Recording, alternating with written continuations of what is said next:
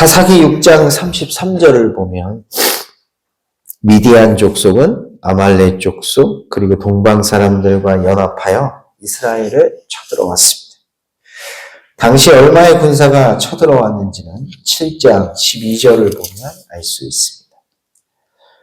미디안과 아말렉과 동방의 모든 사람들이 골짜기에 누웠는데 메뚜기의 많은 수와 같고, 얼마의 숫자가 이스라엘을 쳐들어왔습니까? 방금 읽은 7장 12절은 그들의 모습을 메뚜기 떼와 같다고 말합니다. 다시 말해 그 수를 헤아릴 수조차 없었다는 것이죠. 이는 그 다음 구절에서 다시 한번 강조되고 있습니다. 그들의 낙타의 수가 많아 해변에 모래가 많음 같은지라. 해변의 모래알을 셀 수가 있나요? 셀 수가 없죠. 그렇게나 많은 군사가 쳐들어왔다는 것입니다. 이에 반해 그들과 맞서 싸울 이스라엘의 군사는 몇 명이었냐면 처음에 모인 숫자가 32,000명이었습니다. 하지만 하나님께서는 그 숫자가 많다고 말씀하셨죠. 너를 따르는 백성이 너무 많은즉. 그래서 1차로 32,000명에서 몇 명을 돌려보내십니까? 22,000명을 돌려보내셨습니다. 그래서 10,000명이 남았죠. 기드온은 10,000명을 데리고 나가 싸우려고 했는데 하나님은 여전히 군사의 수가 많다고 말씀하셨습니다.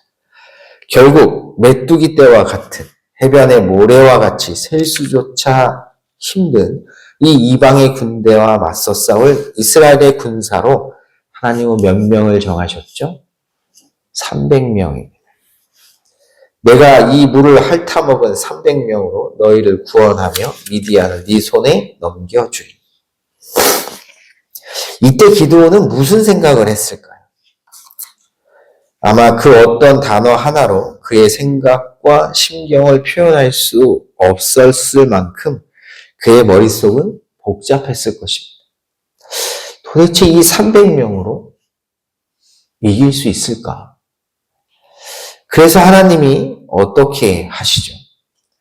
32,000명의 군사를 300명으로 줄인 그날 밤 하나님이 기드온에게 나타나셔서 이렇게 말씀하십니다. 그것이 오늘 본문의 시작이죠. 내가 그것을 네 손에 넘겨주었다. 그러니 기도는 어떻게 하면 됩니까? 걱정과 근심을 내려놓고 두려움을 이기고 메뚜기 떼와 같은 그들에 맞서 싸우면 되죠. 그래서 하나님께서 말씀하십니다. 일어나 진영으로 내려가라. 적군에 맞서 싸우라는 것이죠. 근데 기도는 어떻게 했죠? 그는 하나님의 말씀에 순종하여 메뚜기 떼와 맞서 싸우기 위해 일어나 내려갔을까요? 안타깝지만 그는 적진을 향해 내려가지 않습니다. 사실 오늘 본문에는 그가 적진을 향해 나아가지 않았다는 표현은 없습니다. 하지만 그가 싸우려 나가지 않았다는 것은 분명하게 알 수 있습니다. 그것을 보여주는 구절이 10절이죠. 만일 내가 내려가기를 두려워하거든. 만약 두려워하지 않고 내려갔다면 하나님이 이 말씀을 안 하셨겠죠. 이는 적진을 향해 내려가라는 하나님의 말씀을 들은 기드온이 무엇을 했는지를 분명하게 보여준다 할 것입니다. 그는 지금까지 수많은 증거들을 보았습니다. 그런데도 뭐 하고 있습니까? 두려워하고 있죠. 그래서 적진을 향해 나아가지 않습니다. 참 사람이 이렇다라는 것이죠. 그는 지금까지 수많은 증거들을 자신의 눈으로 확인했습니다. 그런데도 여전히 두려워서 뭐 하고 있습니까? 앉은 자리에서 꿈쩍도 하고 있지 않습니다. 참 이게 사람의 모습이죠. 아무리 하나님이 증거를 보여주고 아무리 하나님이 말씀을 해주셔도 사람은 움직이지 않습니다. 심지어 기드온은 자기가 보여달라는 증거를 보여달라고 해서 하나님이 보여주시기까지 하지 않았습니다. 근데도 안 움직입니다. 이것도 참 놀라운 사실인데 더욱 우리를 놀라게 하는 게 있죠. 그럼에도 불구하고 하나님은 그를 책망하시지 않는다는 것입니다. 야, 너는 내가 그렇게 증거를 보여주었는데 아직도 두려워하고 있느냐?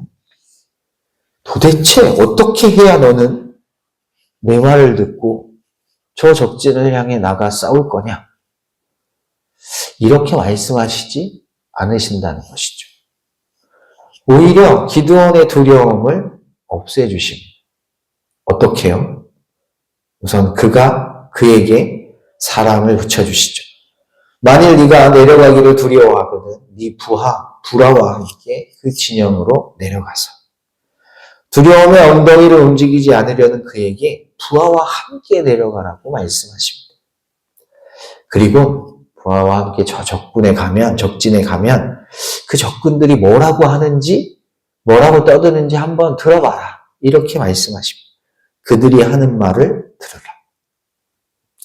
왜 이렇게 말씀하시냐면 가서 저 적진에 가서 적군들이 하는 말을 듣게 되면 너는 뭘 낼 거다? 용기를 내게 될 거다. 이렇게 말씀하십니다. 그 후에 네 손이 강하여져서 그 진영으로 내려가리라. 네가 지금 두려워서 아무것도 안 하려고 하고 있지만 부하와 함께 저 적진에 가봐. 그리고 그 적군들이 뭐라고 하는지 떠드는지 들어봐. 그러면 너는 분명히 싸우러 갈 마음이 들 거야. 이렇게 말씀하신 거예요. 그래서 기드온은 자신의 부하와 함께 적진을 살피러 가죠. 그리고 그곳에서 한 가지를 보고 한 가지를 듣습니다. 우선 그가 본 것은 메뚜기 떼와 같이 해변의 모래처럼 정말 헤아리기 힘든 적군의 엄청난 숫자를 보죠. 미디안과 아말렉과 동방의 모든 사람들이 골짜기에 누웠는데 메뚜기의 많은 수와 같고 그들의 낙타의 수가 많아 해변의 모래가 많음 같은지라. 그런데 그 수많은 적군들 사이에서 한 가지 소리를 듣습니다. 그가 들은 것은 적군들이 서로 나눈 대화인데 적군 중 한 명이 동료에게 이렇게 말합니다.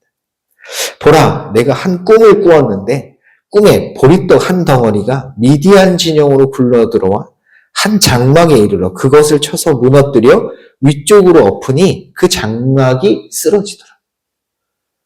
결국 뭐예요? 무슨 꿈을 꾼 거예요? 그 엄청난 자신의 군대가 미디안, 아말렉, 동방 사람들의 이 엄청난 연합군이 뭐 하나에 무너진 거예요? 보리떡 한 덩어리에 무너진 거예요. 이 말을 듣고 있던 다른 병사가 놀라운 해석을 합니다. 야, 그거 다른 게 아니라 그 보리떡이 누구예요? 기드온의 칼이라는 거예요. 하나님이 미디안과 그 모든 진영을 그의 손에 넘겨주셨다. 그렇게 해석을 내놔요. 그리고 이 말을 들은 기드온이 마침내 뭐를 갖습니까? 싸워야겠구나. 확신을 가지고 그는 곧바로 이스라엘 진영으로 돌아와 전투에서 승리할 것이라고 군사들을 독려합니다. 일어나라! 여호와께서 미디안과 그 모든 진영을 너희 손에 넘겨주셨습니다. 그러니 싸우러 가자라고 얘기합니다. 300명을 세 대로 나누어 각 손에 나팔과 빈 항아리를 들리고 항아리 안에 횃불을 감추게 했습니다.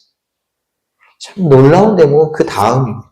그렇게 다 그 싸움 준비를 마친 기드온이 군사들에게 이렇게 말합니다. 야, 너희는 나만 봐.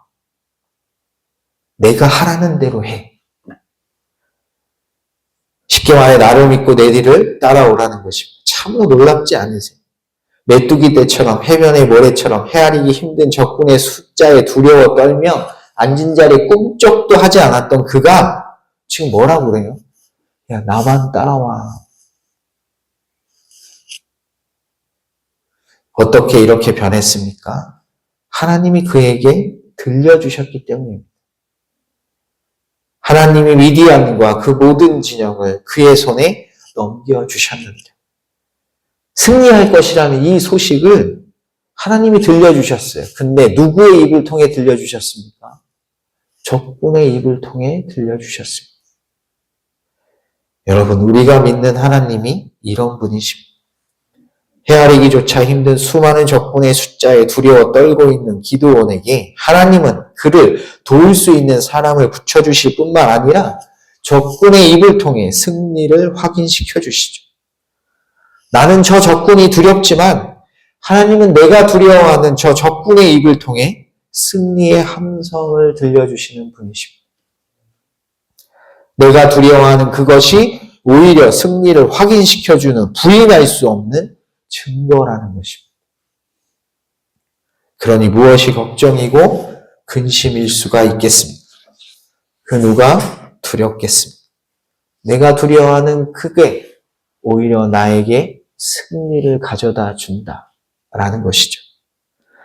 이것을 꼭 기억하셔서 걱정과 근심, 염려와 두려움을 하나님께서 보여주시는 은혜의 통로이자 승리의 징표로 바라보실 수 있는 은혜를 맛보시기를 주님의 이름으로 간절히 축복합니다.